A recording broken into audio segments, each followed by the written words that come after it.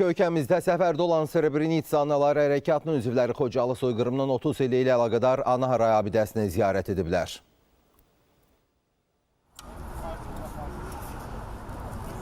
Azərbaycanda bir sıra tədbirlərdə iştirak edən Bosniya və Hersegovinadan olan qeyri-hökumət təşkilatları nümayəndələrinin ölkəmizə səfərləri sabah yekunlaşacaq.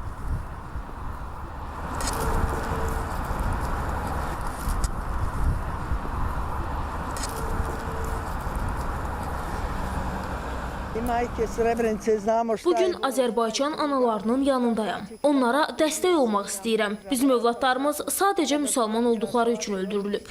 Biz Srebrenitsa anaları çox yaxşı bilirik ki, doğma torpaqlardan, doğma evlərdən qovulmaq nə deməkdir.